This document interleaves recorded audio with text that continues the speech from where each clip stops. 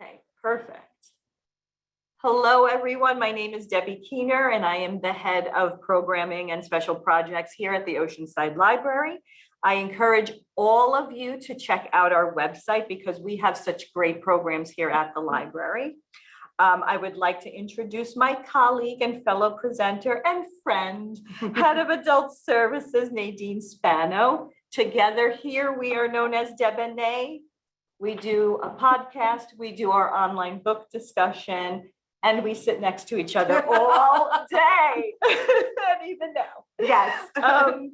But we are so happy that you all joined us tonight because we have a very special guest. So take it away, Nadine. Thanks, Deb.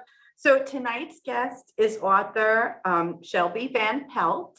Her book and novel is a debut, and it was our spotlight novel for November. We're so excited. She was born and raised in the Pacific Northwest. We're going to talk a little bit about that, Shelby. And she currently lives in the suburbs of Chicago, so she's predicting the weather for us. It's getting cold tomorrow. Remarkably Bright Creatures is her first novel, and she's here to talk with us about it. So thank you for being with us, Shelby. We're so excited to have you. Hey, thank you so much for having me. My voice is a little bit raspy. We've had the crud going around the house, so it just seems to be lingering. Yes. No problem, no problem. But your novel we have here delightful cover art too.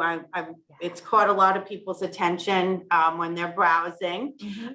But I had a friend of mine, a fellow colleague, tell me about the book. You just have to read it. You just have to read it. Such an unusual and wonderful story. And I wanted to know, because of it's so unusual, I know we wanted to know a lot about you too. Yes. When we had our book discussion, wondering what kind of person you are. Who could come up with this? An octopus. Yeah. So tell us a little bit about your childhood. You obviously grew up by the ocean. Did you dream of being a writer? Did you have an octopus friend? Tell us. Oh my gosh, I would have killed for an octopus friend. So I grew up in Tacoma, Washington, which is right on the water in Puget Sound, in a bigger city than the fictional town of Sewell Bay from the novel, but similar geography, definitely. No, I did not have an octopus pet. I had a lot of lizards as pets. That was my pet of choice. We also had cats in our house, but I would have, I think, had snakes had my mom allowed me. But yeah, I kind of liked the creepy crawly things were always kind of a fascination. But yeah, it's funny because I always loved writing. And when I was little, I thought I would grow up to be more a journalist. I didn't really ever consider myself to be super creative or super artistic in that way, which is kind of funny because it is a very unusual and creative premise for a book that I somehow came up with. But yeah, it wasn't really until I was in my 30s that I even tried any kind of creative writing. Oh. And, I had a very boring finance job after college and got kind of burned out of that after about a decade and decided to take some time off. My husband and I were planning on starting a family and kind of just picked up, I decided, well, I'm going to take this class at, it was a continuing education class on fiction writing, just kind of for something to do. We had moved to a new city and I was like, well, maybe I'll meet some people. And I mean, it was quite literally life-changing. Wow. The instructor that I had there, I developed Marcellus, the character, in that workshop.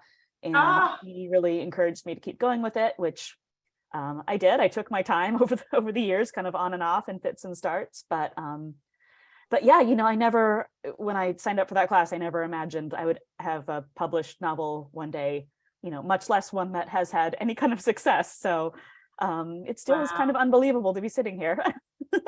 That's great. That's wonderful, especially since you came up with Marcellus in that class. Yeah. That's pretty. Yeah, it was a writing prompt. One of the first things we did on one of the first days of class was we would always do at the beginning of class a little exercise or something. And this was, the days before people carried laptops everywhere. And so it was notebook paper. And we would do some sort of little, 5-10 minute jog the creative juices type of thing. And this one was to write from an unexpected point of view. So I just started jotting down. I had watched a YouTube video on octopus recently, and that character kind of popped into my mind. I'm like, well, that's unusual. So Yeah. Yeah, it is unusual. We're going to dive into more about Marcellus, because I have a question, because I have a vision of what Marcellus looks like in my head. So I want to see I want to ask what he looks like in your head. But how did you come to write this heartwarming story where the narrator is an octopus? What was your inspiration?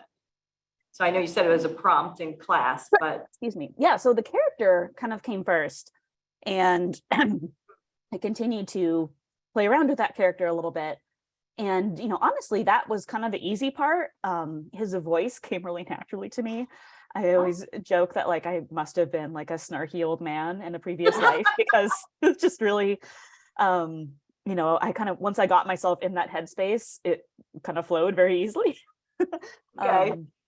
But the human characters were harder in a lot of ways. I knew I wanted someone sort of opposite Marcellus, who was going to be the friend that would change what was left of his life, to have a lot in common with him, but maybe not in the most obvious way. And so I ended up taking a lot of inspiration from my grandmother, who passed away a few years ago. But she had a lot of similar characteristics to Tova, who's of course the main human character in the book. She was this little old Swedish lady, and she was extremely sweet and loved cleaning, and was very into her like routines, and always stayed busy and drank a lot of coffee.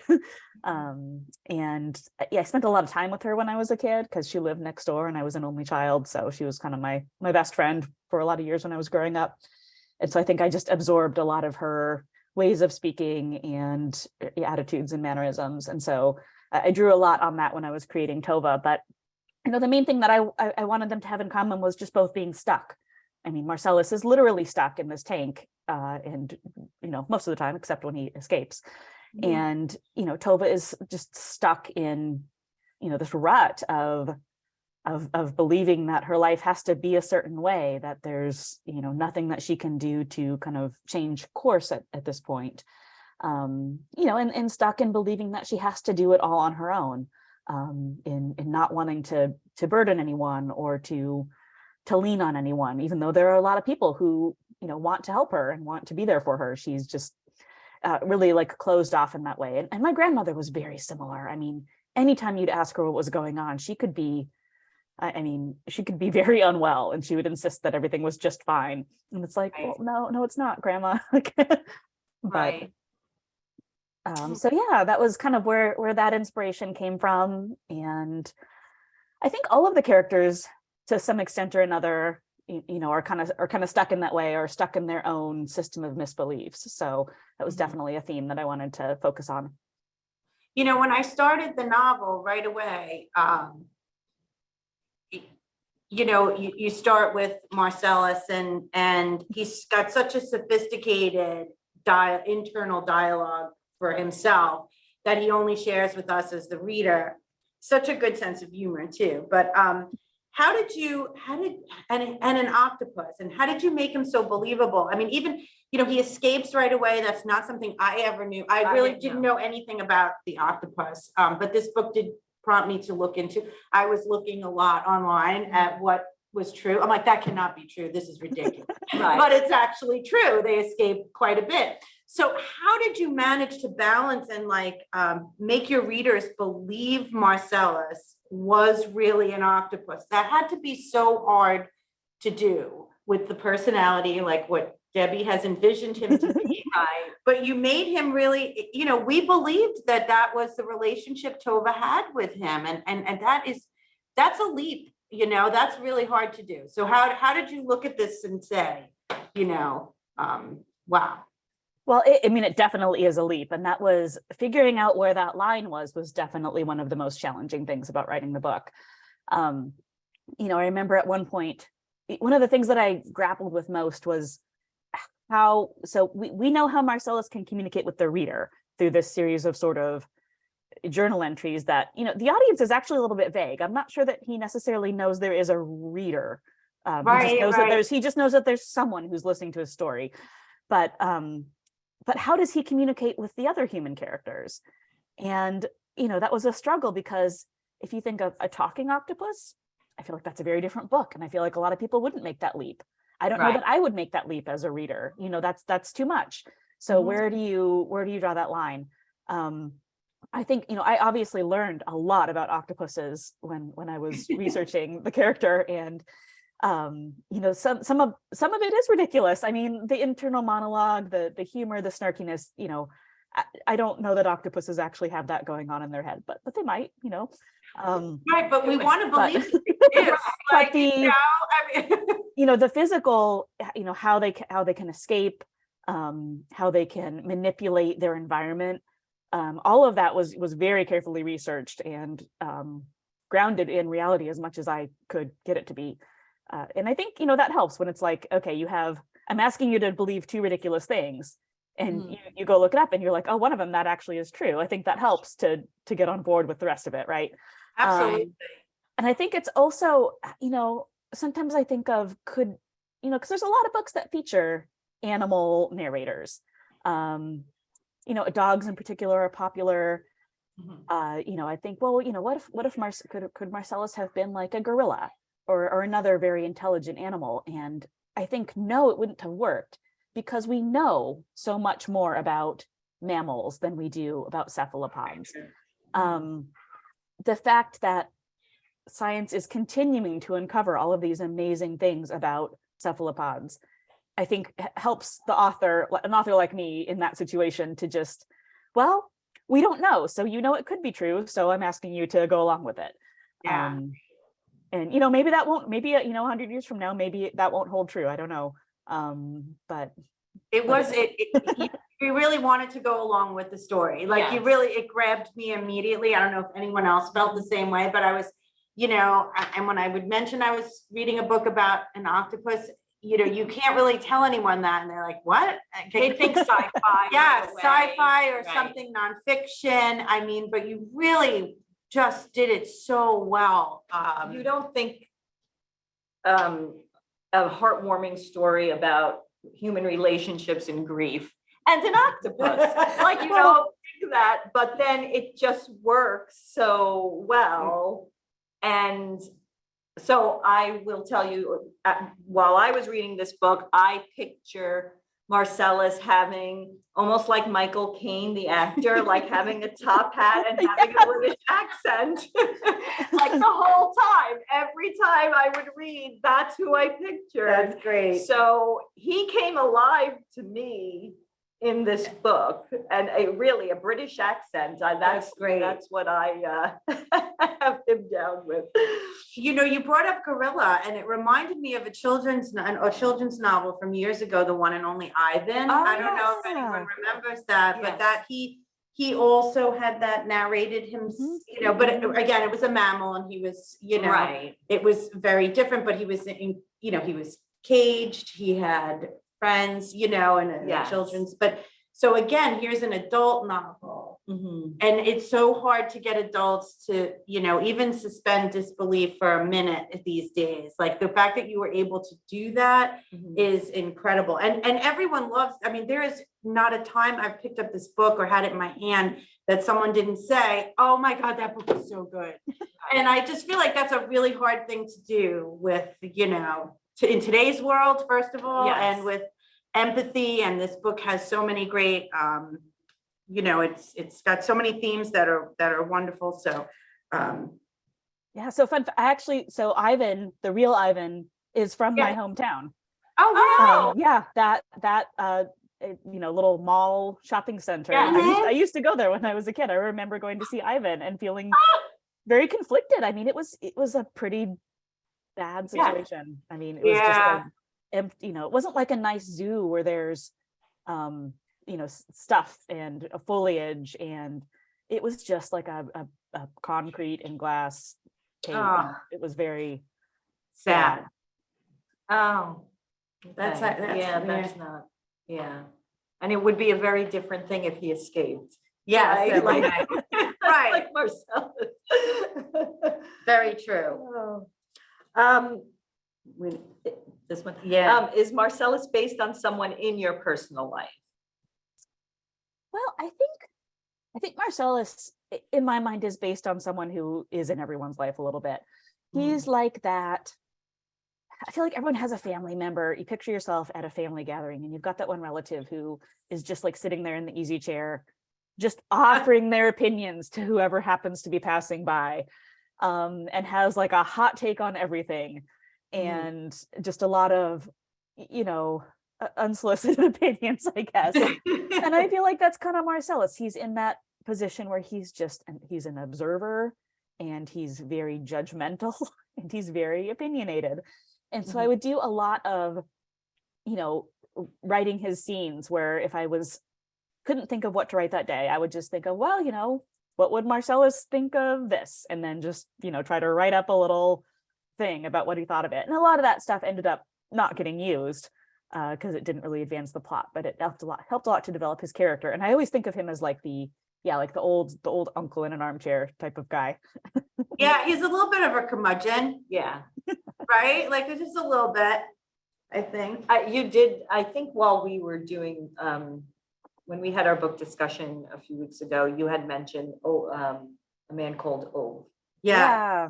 If this book was compared to that a lot. Did you read that in some reviews too, Shelby? Oh yeah, I mean, it's one of my favorite books. Is it? Oh, okay. Yeah. How did you feel about that comparison? What did you think about that? I mean, so Frederick Backman is one of my favorite authors. So to be compared to him in any even reasonably favorable light is like just beyond my wildest, dreams come true. But yeah, I think Frederick does a really, really good job with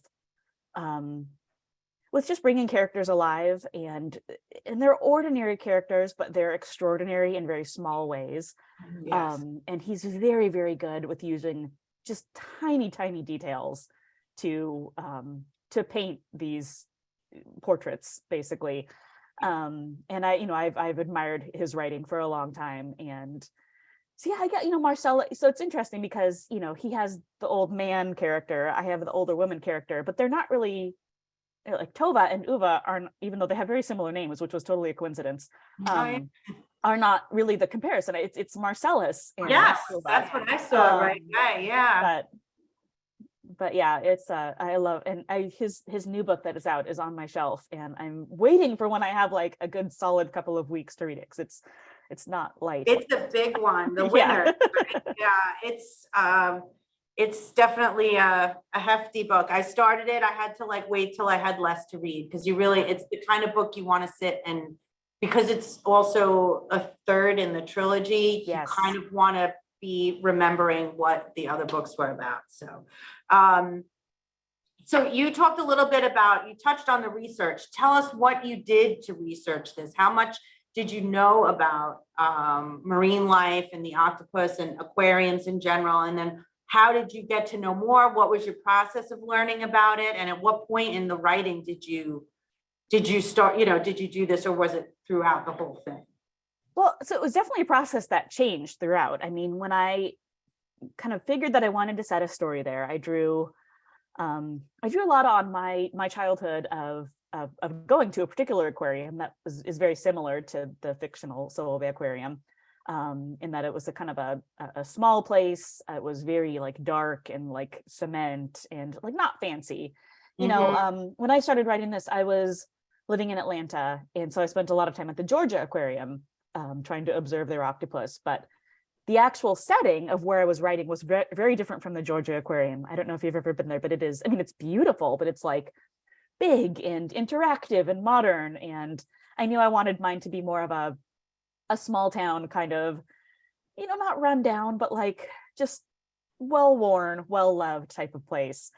Sure. And so I drew a lot on that for the setting. And then, as for octopuses themselves, I really, I didn't know anything going into it. I did a lot of research on the internet, initially, and I would go, my daughter was an infant at the time. And so I would go to Georgia Aquarium and hang out there with her. She was in one of those like baby ergo things. And she Yes. was very fussy. She would not sleep unless I was walking her and like bouncing her. So I would just kind of pace in front of the octopus, and she would nap, and I would hope to get a chance to observe him and soak in what it's like to be on the other side of the glass from an octopus, which I did get some good chances to do that. I think, and I didn't realize this until I started doing interviews like this and really talking through the process, but I think it really helped me not to believe that it would ever be published, if that makes sense. That's funny. Okay. So, I'm writing this thing. It's my first novel. It's like, okay, not everyone writes a novel, but most people who write novels, like it's never going to be published. And I kind of viewed it as a hobby at that point and just something I was doing for a creative outlet. So I didn't worry beyond, what I could find on the internet and wanting to make it seem realistic with the physical actions. I didn't worry a lot about like making it perfect. Mhm. And then, once I had the finished manuscript and was telling myself, okay, I'm going to query this to agents. At that point, I got some other people involved, and I have a couple of friends who are marine biologists. I had them read it. I had them refer me to some folks who work in octopus rescue that they knew through their contacts. And, I had them answer my questions. And this was all during COVID at this point in the game. So it was just all over email, basically, and phone. But just figuring out again where that line is, like what, do you believe this octopus? Like, do you want to believe this octopus? And I had a few things wrong. I remember I had a lot of Marcellus seeing colors, and one of these experts pointed out that we don't think octopuses can see color. I mean, we don't really know, but Right. I think their best understanding is that it's more like a dog or a cat versus a human type of experience with color. So not color blindness necessarily, but they just might not have the same vision as us when it comes to Right. color. So of course I had to go through then the whole novel and find any references to color and take those out. And there was a lot of, I think at one point I had Marcellus operating a copier and making a copy and then taking the piece of paper and carrying it down the hallway. You can probably envision what part of the book this would be in if you've read it toward the end. And my friend who's a marine biologist was just like, no, like, sorry, but no, this does not work. An octopus is not, like, they're smart, but they're not going to like undo a paper jam, Yeah.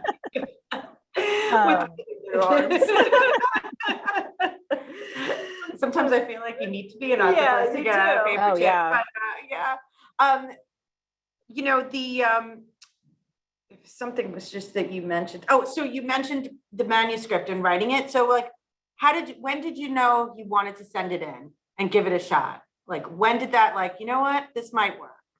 Well, so I think for many years, I kind of got the character of Marcellus back. I want to say maybe it was 2014. It was a while ago.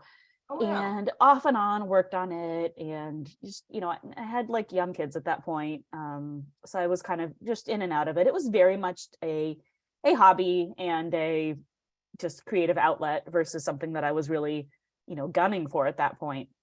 In 2019, I read the book Soul of an Octopus, which is a wonderful book by Simon Montgomery. If you haven't read it, I highly recommend it. But I remember reading that book and thinking, oh my gosh, like this, here's this nature journalist who sort of really is exploring this relationship that I had sort of thought about in a fictional way.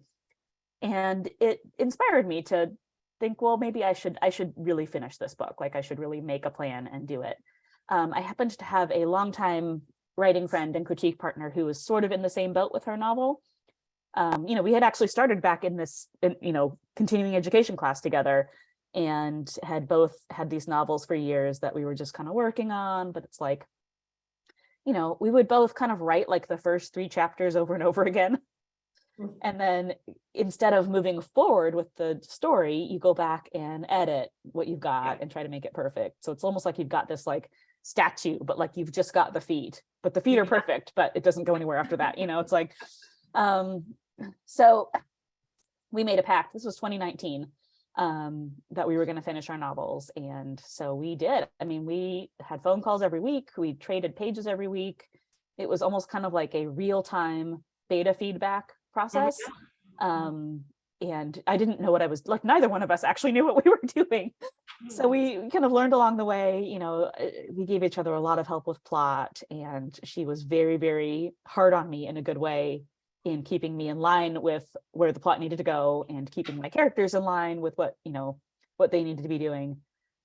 She actually writes romance, which I think, and I didn't make this up, I read this somewhere, but it is often said, and I agree, that if you want to study how to write a book, like read romance books, like they get the plot down, they get the characterizations down, like they're really like well written books from a technical standpoint of view anyway. At least the good ones are. So so she knew a lot of that, like, oh well, you need a grand gesture here, and I'm like, what's that? So we helped each other quite a bit, and so that was like late 2019 going into 2020, going into COVID. I got some feedback from beta readers that was really, really good. And that was kind of when I had the first thought of like, wow, this might actually be a novel. Like I should query this and just try it and see what happens. And from that point, when I queried it and got an agent, everything happened really, really fast. So Wow. by publishing standards, I mean, everything is kind of slow in the publishing world, but by publishing standards, it seemed to go very fast. Yes. Did COVID affect anything in terms of the book, in terms of writing it, plot? We were discussing it, that it's being captive, the octopus, Marcellus being captive, and you said before being stuck, Tova and Cameron being stuck. So did COVID play a part in that?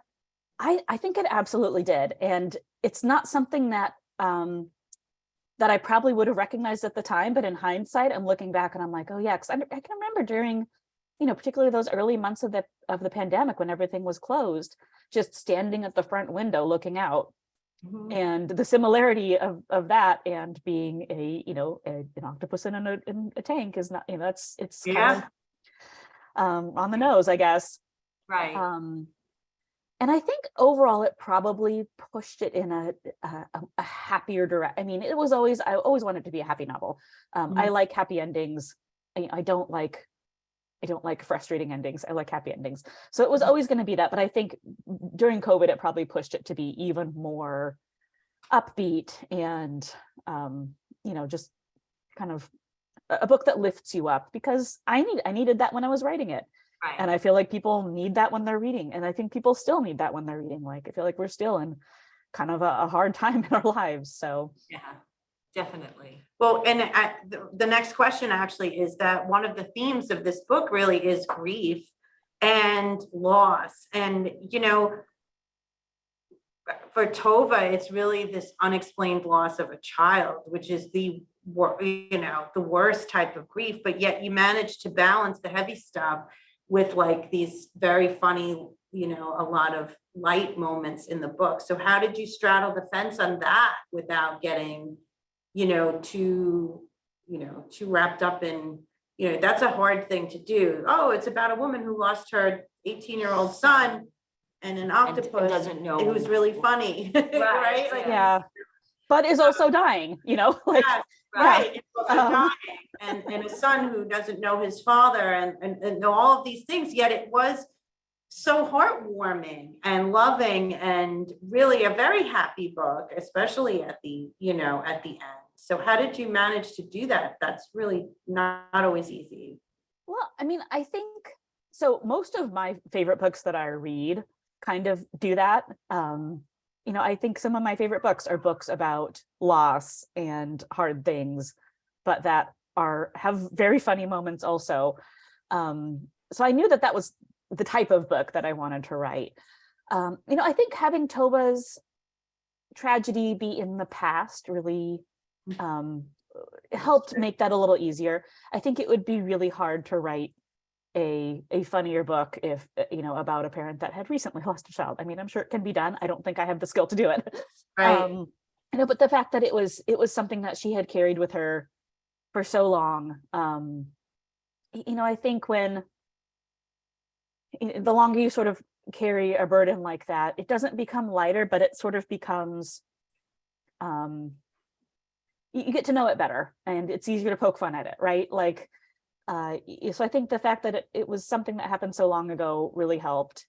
And, I haven't been in the situation that Tova has been in. And that's a question that I guess sometimes, like, how did you write this if you haven't lost a child? And my answer is always, well, I am a parent, and losing one of my children is my worst nightmare. And as a person with anxiety, as most writers are, there's a lot of time in my head where I loop through those scenarios. Yeah. And one of the ways that I try to diffuse it when I get stuck in like an anxiety loop about death or losing a child, or, just all of the various things that, anxiety kind of brings to the front of your mind. I will try to use humor in my own head to diffuse it. So I think that was kind of the natural impulse for me. But yeah, I like books. I think all of my favorite books are at least a little bit funny in some way. So I knew that I wanted to use humor to balance it out. It's funny you say that about authors with anxiety, because I once heard Stephen King, I was lucky enough to see many years ago him speak at a very big event. And one of the questions someone asked him was, how do you come up with these really sick, demented, crazy ideas? And he's like, don't you know what a nervous person I am as a writer? He's like, I just took the elevator and thought of like 15 things that could have gone wrong. And I just thought that's so funny, because you don't see, sometimes we forget that writers are writing their fears too, and that's how they can really jump into that vulnerability and write that so well. So, yeah. So yeah, being a writer is a sickness. But I mean, I think it kind of is. It's really, I think it's therapeutic. Right. Like I saw it more like that's how you Yeah. get that out. Like Right. that's why you're doing, it's your outlet, and it's so good. Like it's so good to be able to let out all of that onto a page that we all enjoy reading. Right. Absolutely. Yeah. And brings so much joy to us. So. But there are times that I wish I could turn it off. Yeah. Oh, yeah, of course. The novel is written through many points of view. So Tova, Ethan, Cameron. Why not Eric or even Daphne? How did you decide which characters would be the storytellers and who wouldn't?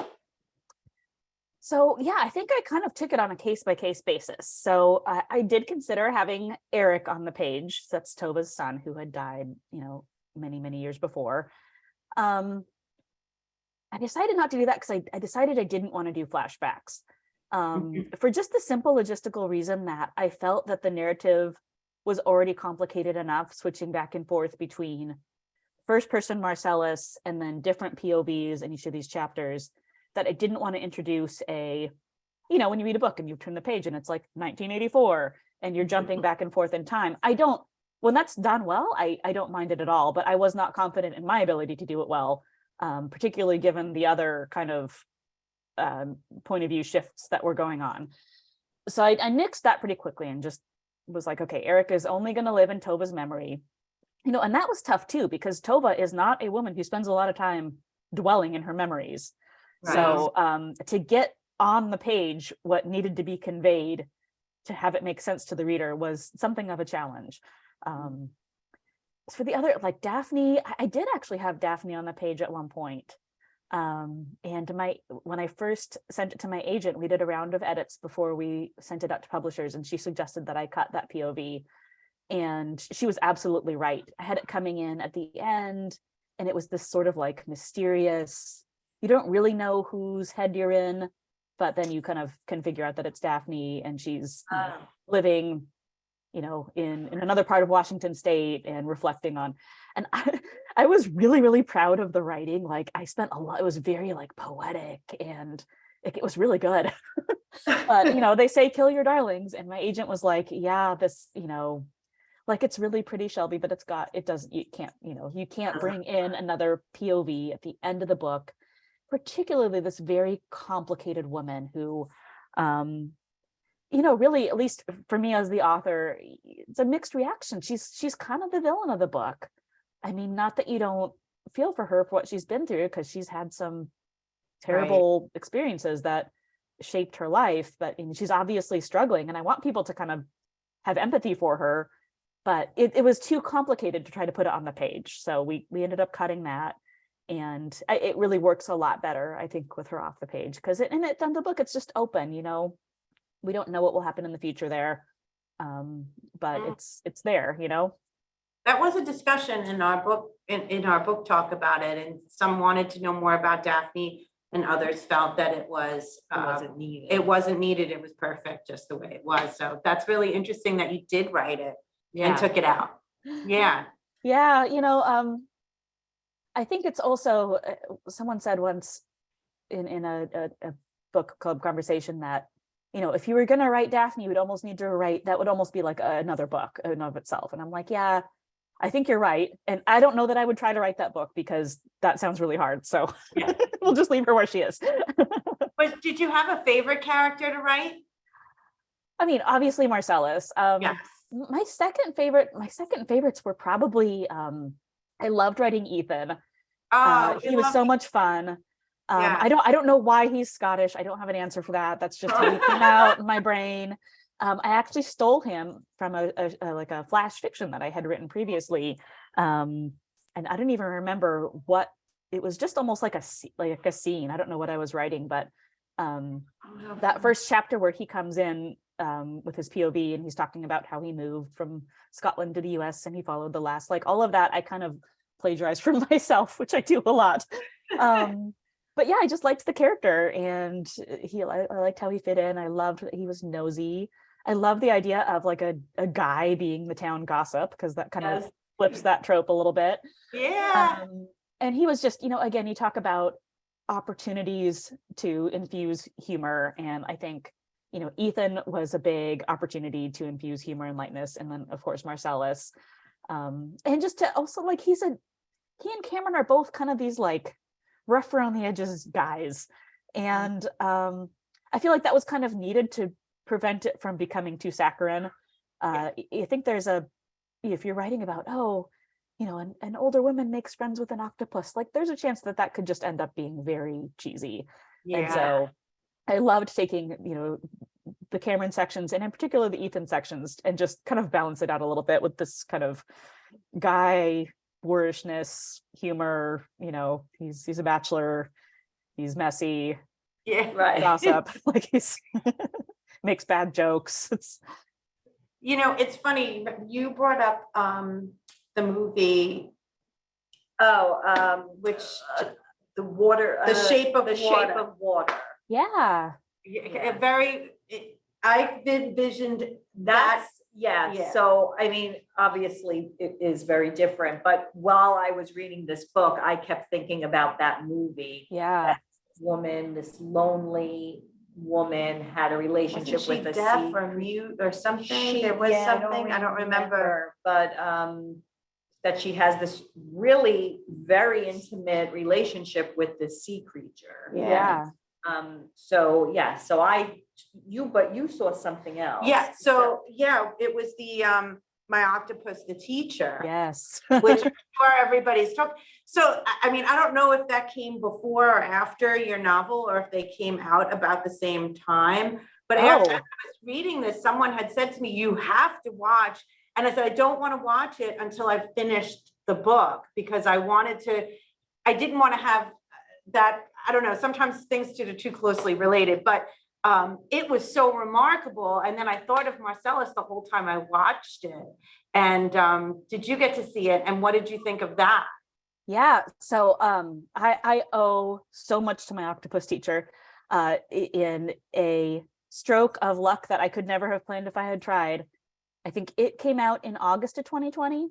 Okay. And it was very buzzy when it came out. It was, it's like the pandemic. Everyone's watching the same shows, because, and I queried in September. So it was a month later that after this came out. And I mean, I didn't plan that. Obviously I had, the thing was complete before it came out, but it was just really, really perfect timing that this octopuses were sort of shot to the forefront of pop culture and of public interest. And my manuscript is landing on agents' desks right at that time, when I'm sure they're thinking, wow, this documentary on Netflix is killing it. What if we had a fictionalized version? And I'm like, well, here you go. I happen to have written one.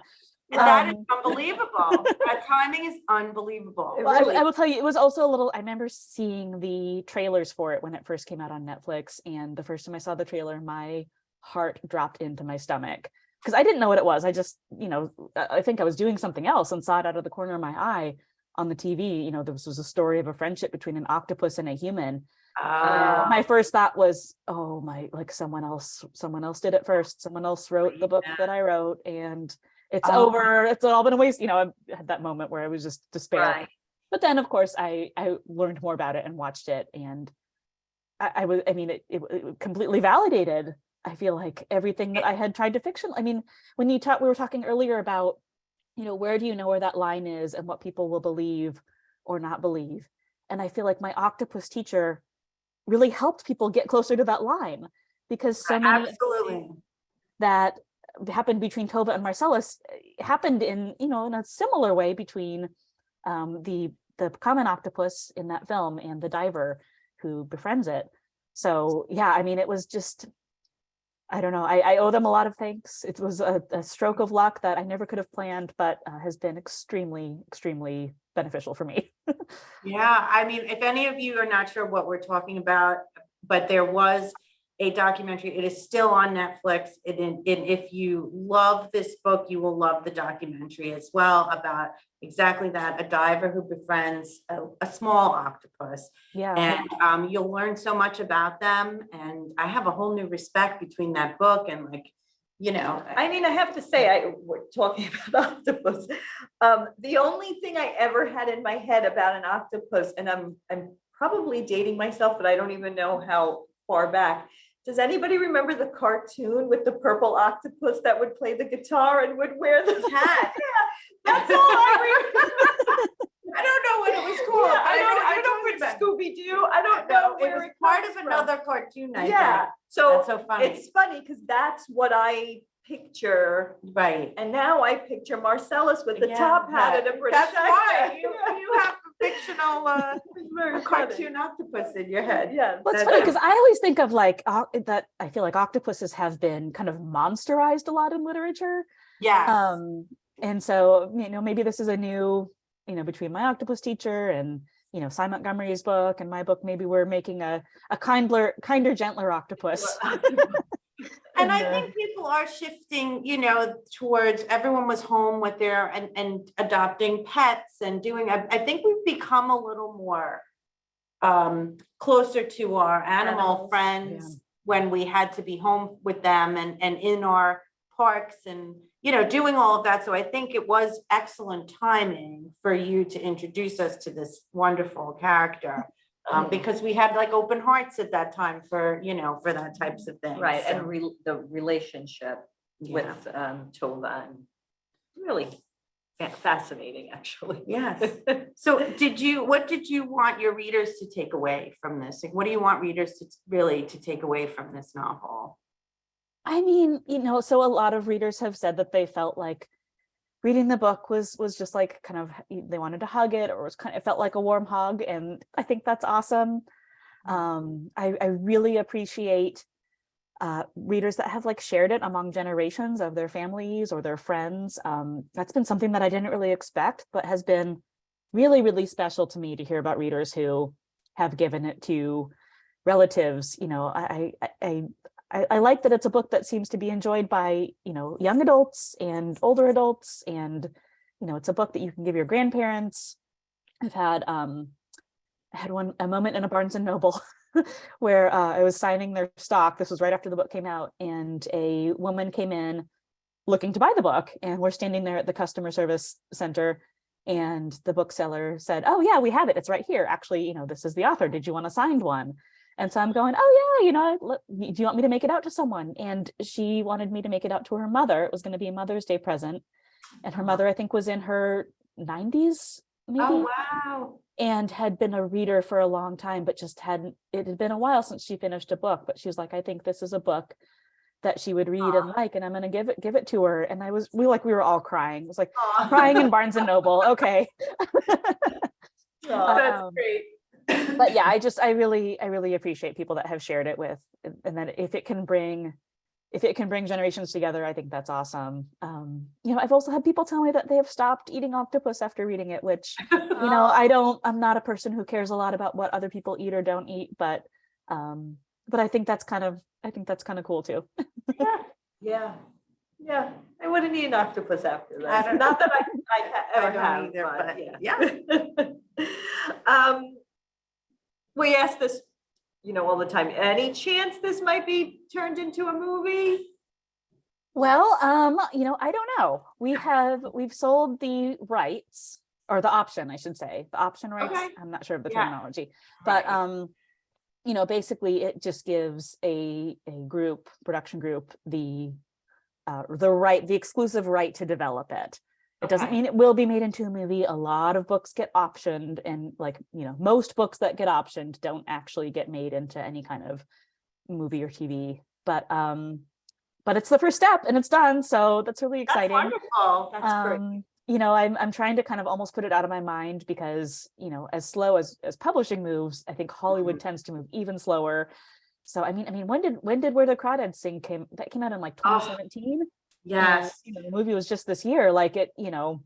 But see, and I find that was fast. You No, don't think? I don't think so. Oh, We're still waiting for Daisy Jones. we're still, yes. Right? It, Waiting. Yeah. it's a slow moving machine. There's a lot of different people and parties involved, like, so but we'll see. I mean, I hope so. That would be a dream come true for sure. All right, what are you doing now? What are you writing now? What's next for you? Yeah, And I'm what's trying to write a second book. It's been a little bit of a I don't want to say a struggle, but you know, a lot of people have told me, other writers and people in the industry have said, you know, your second book will probably be the hardest book of your writing career. And that happens a lot for authors, especially after a successful first book, because, you know, now you're writing with this sort of set of expectations on you that you didn't have for your first book. But you know, that's something that I just have to get out of my head and really get on with it. I will say, I think I mentioned earlier, I spent like 5 or 6 years writing like the first 3 chapters of this book, where I would just, you know, I was working on it, but I would like just keep revising the first bits instead of moving forward. And I think I'm kind of at that point now with the second book where I've got the first act kind of done, but whenever I open it, I just am drawn into going and nitpicking at the prose and trying to make it pretty and perfect. And that's not what I need to be doing. I need to be moving into the second act and actually getting the thing finished. So this is actually like my I think this is my last event for the year. So yeah, so this is an exciting note to close out on, but that's going to be probably my focus for like December and January, is really trying to carve out time for writing and really make some headway on it. So we'll see. Fingers crossed. So I actually have Judy here has a question. Yeah. Yes, so I took this book from the library totally based on the cover. Like, judged the book by its cover. You hadn't heard anything about it. Reminded me of the bath mat that my grandson has, and I go, it might be worth a shot. Who did the cover art, and did you have any input on that? So the cover artist her name is Vivian L. Rowe, and she's an artist and graphic designer. She was very new to Echo. Echo is my my imprint at HarperCollins. And so she works for them, but she had, I think, just started with them when she got my book as one of her assignments. And she's obviously extremely talented. She did an original watercolor that was sort of the first pass at it that we saw. And I didn't really know what to expect. I think talking to other friends who had published traditionally, I had kind of almost prepared myself for a fight about it, because, you know, at the end of the day, it's the publisher's say. You know, the title, the cover art, the audiobook narration, all of those things contractually are the publisher's call, not mine. So I think sometimes authors do kind of have a different vision than their publisher for some of that stuff. So I remember getting the email that was cover art and thinking like, okay, well, you know, don't get too mad, you know, give it a chance. And then I opened it and saw the image, and I was just, it was perfect. I was like, okay. You know, I think we asked them to tweak the colors of some of the corals a little bit, but other than that, I was pretty much on board. I mean, it was perfect.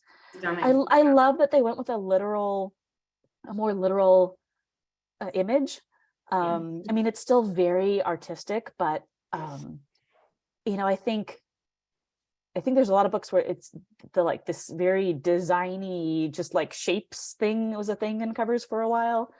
And they're very pretty, but they tell you very little about what the book is about. So I really like that they went with a more literal direction for this, particularly because of the unusual narrator. And the last thing I would want is readers to be blindsided by that, picking up the book. I mean, you know, it's going to be about an octopus because it's on the cover. So Right. So there's a children's book that I bought for my grandson that has cover looks similar to this. And it's one of those flip down you see it said this one is not cardboard, you flip down, it's felt. So hopefully you strip it, but you flip down this big purple piece of felt and underneath that is the octopus. But I'm not teaching him it's an octopus. I'm teaching him that's Marcellus. That's Marcellus. That's my story. I'll get to it. That's so sweet. So we have a few questions in the chat. So Connie asks, how much of the book was written when you hired an agent? Oh, it was all written. Okay. Yeah, that's the difficult thing about, especially, you know, I think any fiction book, but particularly a debut fiction book, is you have got to invest a lot of time and effort with zero pay and zero certainty.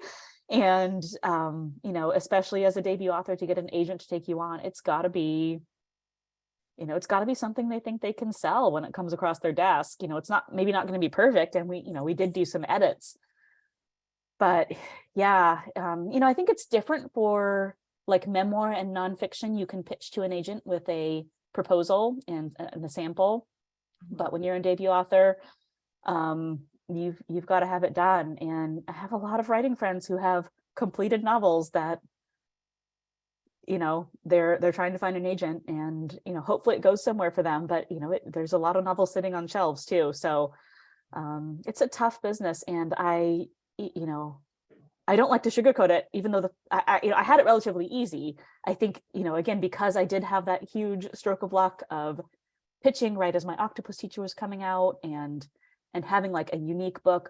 Agents, they all want a hook. They all want, they call it high concept, which doesn't mean like highfalutin. That's what I thought it meant. It means just something that if you picture like a movie that you can tell someone in one sentence, what is this about? And it stands out and it's unique and it generates interest. Like that's what they're kind of looking for in a query. And so, you know, mine was, you know, older woman is a janitor and makes friends with captive giant Pacific octopus, and hijinks ensue. You know, it's like you can just, it was very easy to put into a sentence like that. And I struggled a lot to get there. I mean, it was to get to that one sentence. It sounds so easy, but I spent a lot of time writing my query letter and figuring out what my hook was, and trying not to get too bogged down in the, you know, the other details of the book, because, you know, that's not ultimately what sells your book to an agent or a publisher. You know, they need the hook, they need the snappy kind of one-liner. So I always, you know, encourage other authors, if they're getting ready to query, to, you know, they say have an elevator pitch, but like it actually really is important to have a very good elevator pitch, because that is what is going to get an agent to take your book out of the slush pile that their assistant is going through and give it an actual look. We do have another question in the chat. Yeah. What advice would you give, or wait, which advice did you have for people if they want to publish a book that is fiction? Using real Stories such as Garcelle Bouveau, Chelsea and Hillary Clinton, to name a couple. Oh, interesting. I want to write about my journey on being a new podcaster, sorry. I would who's it? Curtis Sittenfeld wrote the alternate history about Hillary Clinton. Yes. I feel like that is something that I would not be qualified to know how to do. I mean, you can do it, obviously. There's legal rules around you know, fictionalizing real people, and you know, alternate histories certainly are a thing, and satire certainly is a thing. But yeah, I would, that would be like a legal question. I feel like, I mean, even in my book, I remember, you know, mentioning there are like a few, I tried to really keep like the pop culture out of it because I feel like it's so hard to know Right. your audience and it's gonna date it and all that. But even around those, it was like, okay, can we mention Caddyshack? Can we? And it's like, okay, well, yeah, we can mention it. You can mention products, you can mention pop culture and movies and celebrities, but it's got to be kind of in a, like, you can't slander them, I guess. So I don't know. But it sounds really interesting. And I'm also very new to listening to podcasts. It's my new, actually started during COVID. I would go for long walks. My kids would ride their bike in the park next to our house, and I would put on a podcast and just listen to hours of podcasts while walking circles around the park. So ours is books and banter with Deb and Nay, just in case. Oh my gosh, yeah. I will definitely add it to my feed. Great. Well, we're coming to an end, but we're hoping, do you have time, 1 minute for a lightning round? Yeah, absolutely. Okay, perfect. Fire away. Do you want to do the timer? I'll do the timer. Okay. So you just answer as many questions as you can in the 1 minute. Okay. Okay, If I ready? could find my thing. Here it is. Okay, ready, Ready? set, go. Which character from your novel would you like to have a drink or coffee with? Marcellus. Yeah. What was your favorite pandemic cocktail or snack? Oh, I drank a lot of white wine during the pandemic. I still drink a lot of white wine.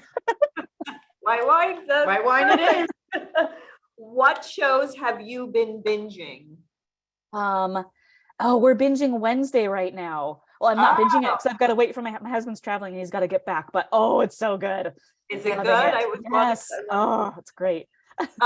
Theater or couch? Oh, I like the theater. I miss the theater. I've been trying to go back to the theater more.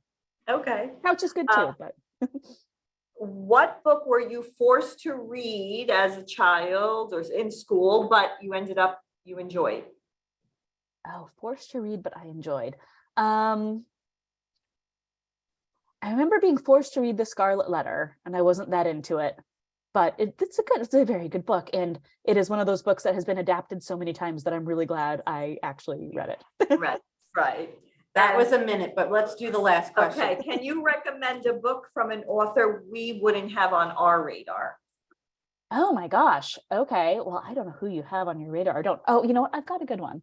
If I can find it. Well, I guess I don't need to find it to recommend it. But I can't remember the author's name. That's going to be a problem. It's called What We Fed to the Manticore. Oh, And it is, let me find it. It's here somewhere. It's buried. I have so many. Here it is. The author is Talia Lakshmi Kalluri. They are short stories. It is published by Tin House, which is a small press. And all of the short stories are told from a different animal's point of view, which is kind of how it got on my radar, yeah. And it's fascinating and really, really well written. And, they're kind of linked, but they're definitely, like, the stories are definitely standalone. Like, it's a book that I'd pick up if I'm just like, okay, I've got like 20 minutes to read, but I don't really feel like, I don't want to go back into the novel I'm reading because I just don't have time to immerse myself. So I read one of these stories and they just stick with me. I believe it's a debut also. But that's great. Very, very good stories. Very talented writer. Talia Lakshmi Kalluri. Wow, that's cool.